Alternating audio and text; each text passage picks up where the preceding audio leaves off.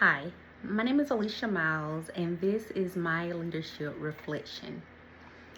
When I first thought about leadership as I was being assigned assignments within this class, my first thought about leadership was just being able to be in a position to lead others. But then I quickly realized that leadership is more than just a position. Leadership revolves around serving other people with humility, integrity, compassion, and faith. I still believe that, but after spending time this semester studying Kaz's and Posner's leadership model and interviewing Megan Gillespie, I realized that leadership is what I explained, but also much, much deeper. It's so many components that come with leadership that people don't realize which ones actually make a great leader. For my interview, I chose Megan because she is the director of clinical service at Edmore Hospice for Children. She also is the director of Peace by Peace, which is a grief support program where I serve as one of the co-facilitators. I've had opportunity to watch her lead, but hearing her personal story is what really gave me an entirely different perspective on leadership and what it really looks like. Instead of talking about everything from the interview, I like to share the three biggest lessons I've learned and how they've changed the kind of leader that I hope and pray to one day become. Lesson one is that leadership is built long before someone receives the title.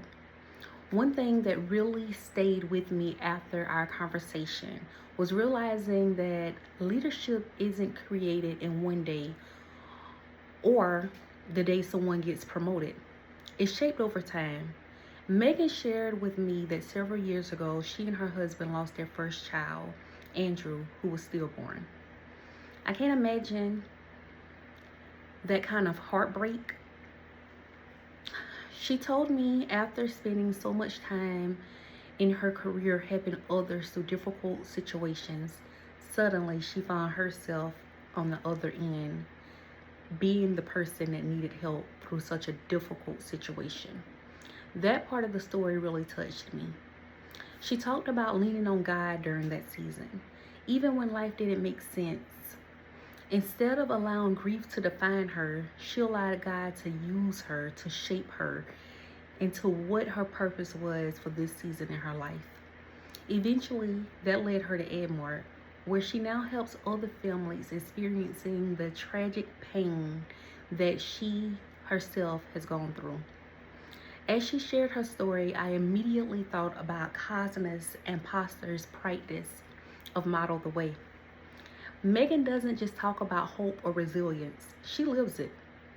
Families trust her because they know that she understands the grief that they're experiencing. That reminds me that leadership isn't about pretending we've never struggled.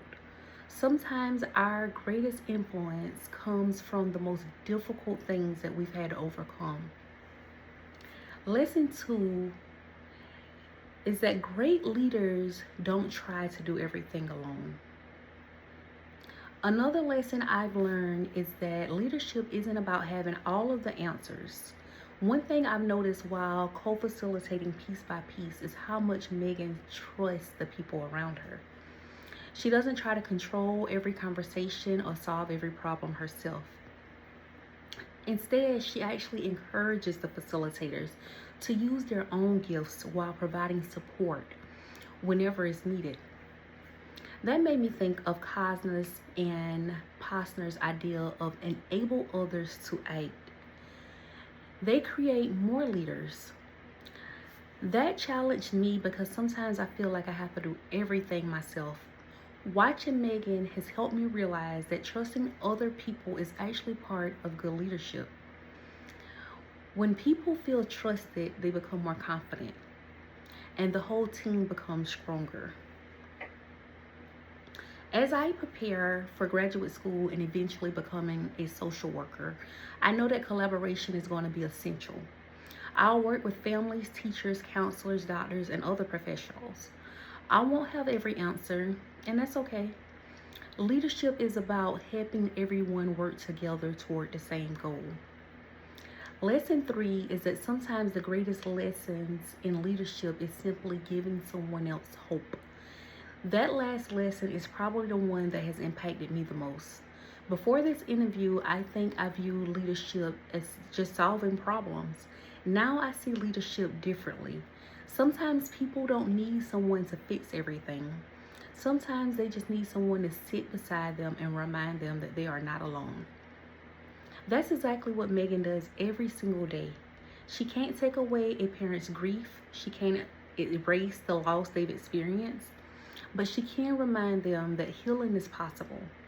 That made me think of Cosmas Imposter's practice of encourage the heart.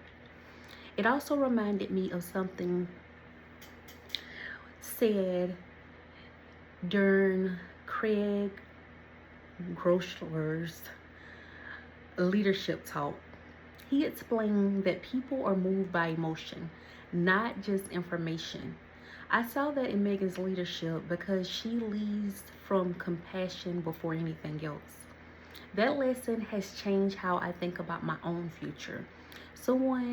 As someone who wants to become a clinical social worker, I know that these situations will happen and you can't fix anything or everything, but I can listen, I can encourage, and I can help people be seen. In conclusion, looking back at this semester, I realized my original definition of Christian leadership wasn't wrong. It wasn't complete. Today, I would define Christian leadership as allowing God to use every experience, even painful ones, to shape us into the people we are and who we're meant to serve with compassion, humility, and integrity. Interviewing Megan reminded me that leadership isn't measured by our titles or positions. It's measured by how we influence people when they're experiencing some of the hardest moments of their life. I thank you so much for your time and for everything that you've taught us throughout this course. God bless.